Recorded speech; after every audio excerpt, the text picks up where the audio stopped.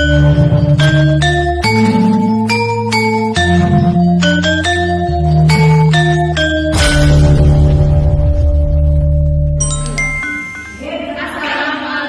warahmatullahi wabarakatuh. Kami dari kelompok 3 akan melakukan observasi pada sanggar tari Sanggar Sekar.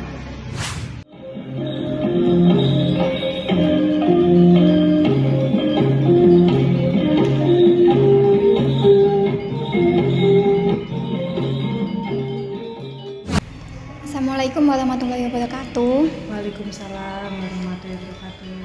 Kami dari kampus Uniro Tuban ingin melakukan observasi dengan Ibu siapa? Saya Dwi Cahyani, Mbak, biasa dipanggil Mbak Yeyen. Sebelumnya kami mau mengajukan beberapa pertanyaan ya Bu. Iya. Yang pertama itu, sejak kapan Ibu menekuni bidang seni yang khususnya tari ini?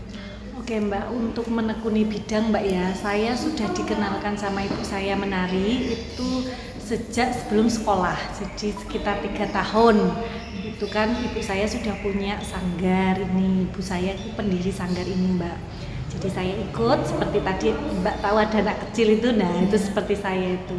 Terus setelah itu pada saat SMA saya kok agak tertarik di dunia tari, akhirnya saya cari SMK yang kejuruan itu yang khusus seni.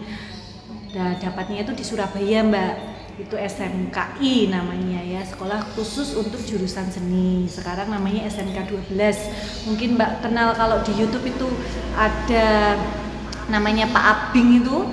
Ya itu SMK saya dulu di situ Mbak. Nah sekarang viral yang nari-nari itu loh Mbak ya.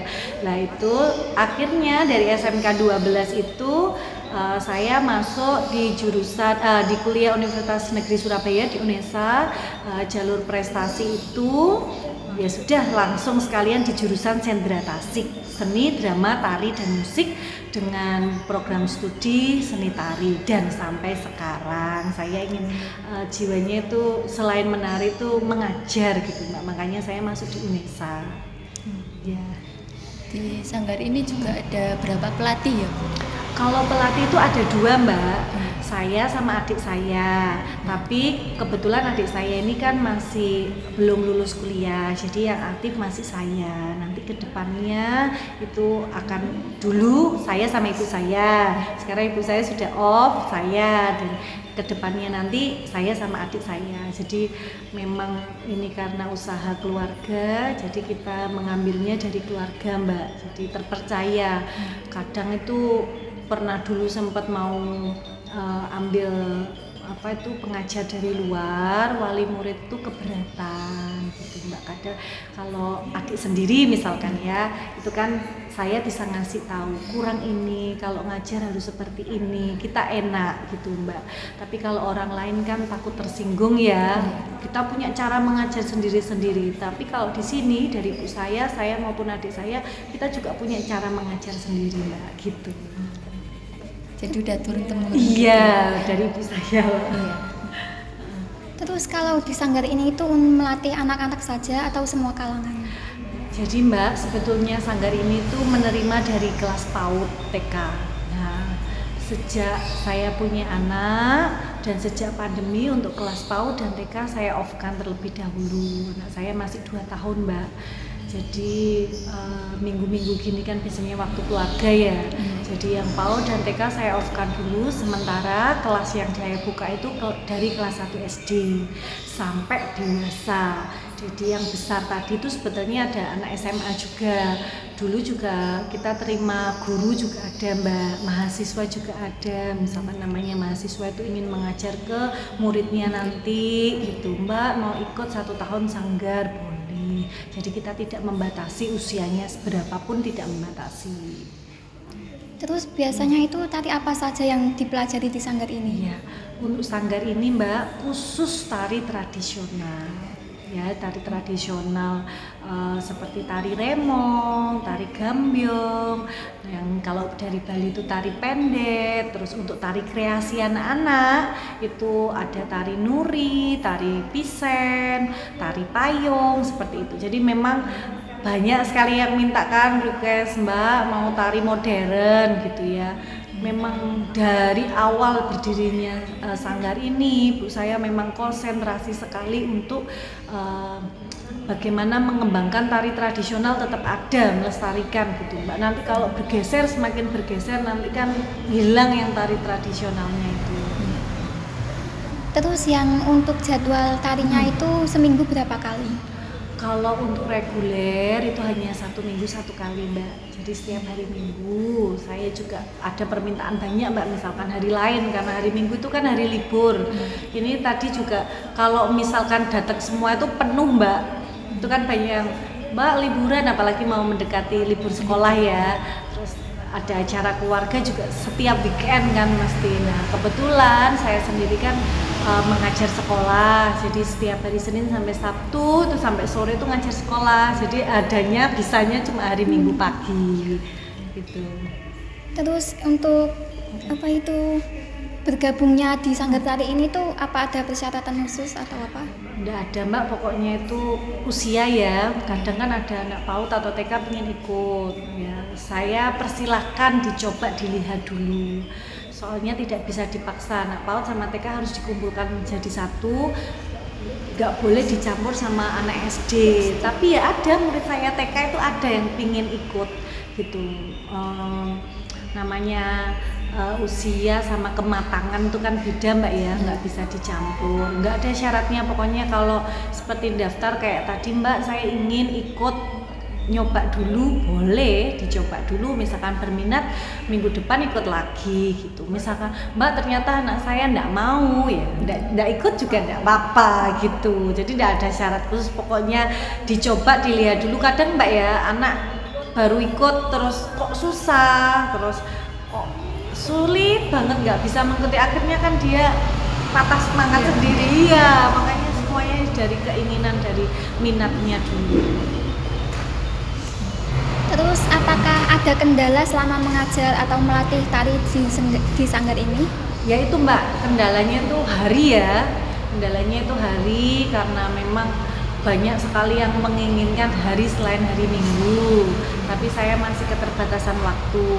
Yang pertama, yang kedua itu karena adik saya masih kuliah Mbak ya, keterbatasan pengajar, akhirnya PAUD TK kan saya off-kan dulu. Kendalanya itu setelah pandemi ini baru saya off-kan. Kemarin-kemarin ya ada Mbak, PAUD TK itu kita mulai dari 7:30, jadi selesainya tuh jam 12, setengah 1 baru selesai. Jadi terus kelas A, B, terus kelas dewasa itu.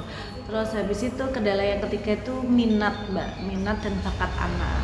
Kadang itu tengah-tengah namanya anak itu SD itu mudi Mbak ya, tiba-tiba nggak mau ikut, tiba-tiba berhenti gitu.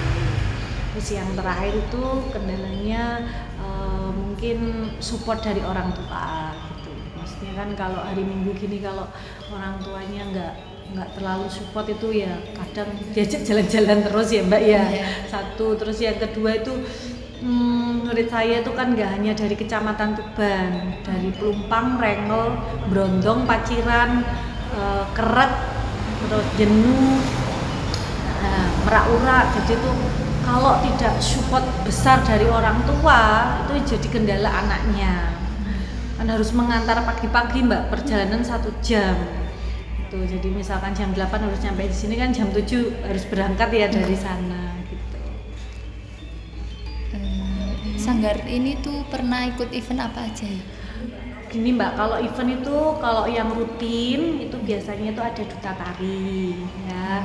Kita itu juga kalau duta tari itu alhamdulillah juga selalu mendapatkan juara. Memang kan gimana kalau anak sanggar itu sudah dipandang mesti menang, tapi ya susah loh Mbak, susah buat mengajarnya, kematangan anaknya itu juga susah.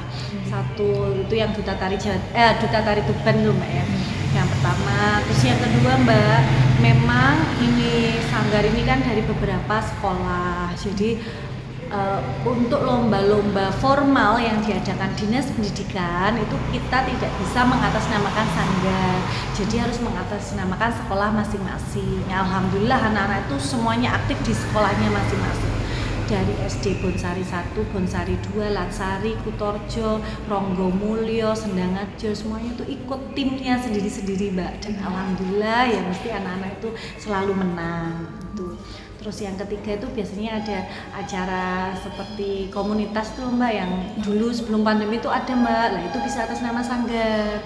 Saya lupa itu di aula dinas itu, kalau di sanggar sana masih ada pialanya. Alhamdulillah wali murid tuh sportif Mbak, jadi pasti kasih pialanya ke sanggar, seneng gitu. Duta tari juga gitu dikasihkan ke sanggar. Terus acara Indomaret juga pernah, kayak mungkin Indomaret kan eventnya nggak rutin Mbak ya, kadang ayo ikut gitu anak sanggar, siapa yang berani, siapa ini kita bimbing, kita bina. Alhamdulillah mesti dapat juara juga.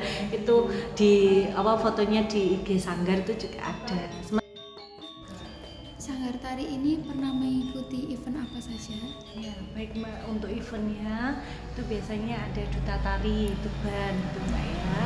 Alhamdulillah anak-anak yang saya ikut sertakan itu selalu mendapat juara kan 10 besar itu Mbak, mestinya diambil 10 besar.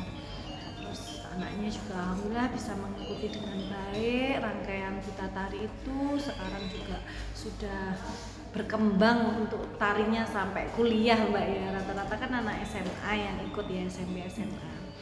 Nah, yang kedua itu ada mesti kayak komunitas yang ngadakan gitu Mbak ya, sebelum pandemi itu sering ngadakan itu, nanti anak-anak ditawarkan siapa yang ikut tapi atas nama sanggar.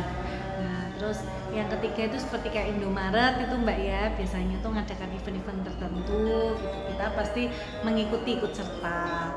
Terus kalau ini kan sanggar kan muridnya dari berbagai sekolah, nggak satu sekolah saja, itu biasanya ada lomba tapi yang mengadakan dinas pendidikan itu, jadi harus atas nama sekolah tersebut, jadi bukan atas nama sanggar. Dan alhamdulillah anak-anak ini dari berbagai sekolah, SD Bonsari 1, 2, Latsari, Ronggomulyo, Kutorjo, pokoknya banyak Mbak, Sendangadjo, itu mereka jadi timnya tari tersebut, terus mewakili sekolahnya. Ya alhamdulillah Mbak, juara 1 ya ada, karena 2, 3 sampai harapan gitu. Selalu saya support anak-anak, latihannya harus yang bagus, narinya bagaimana, meskipun tidak saya mengajari, meskipun saya bukan pembinanya gitu. Terus kalau menang gitu saya itu selalu dikabari sama wali murid, alhamdulillah bisa menang, karena dari sanggar mereka punya dasar-dasar tarinya. Jadi kalau diajari sama pembina lain tari apa, itu biar cepat menangkapnya gitu. Ya, kan di Tuban sendiri kan untuk tarinya ada tari Miang sama Lincir Kuning. Nah, menurut Ibu dari dua tari itu yang kira-kira mempunyai nilai kesulitan yang tinggi itu yang mana? Kalau saya Lincir Kuning Mbak ya, menurut saya pribadi pernah dicoba sama murid sanggar yang kelas besar itu Mbak ya, karena memang Lincir Kuning tuh musiknya itu agak sedikit berbeda, dia kan pakai ini ya seperti akapela, seperti musik nyanyi-nyanyi gitu ya. Itu kalau kita nggak sambil hafal liriknya itu juga agak susah ngitungnya, tapi kalau miangking itu hitungannya itu agak mudah, 1 sampai 8 tuh bisa kembali lagi gitu. Sudah, demikian tadi adalah pertanyaan yang kami lakukan. Terima kasih. Iya Mbak. Demikian observasi di sanggar tari yang sudah kami lakukan. Semoga bermanfaat untuk teman-teman semua. Terima kasih. Wassalamualaikum warahmatullahi wabarakatuh.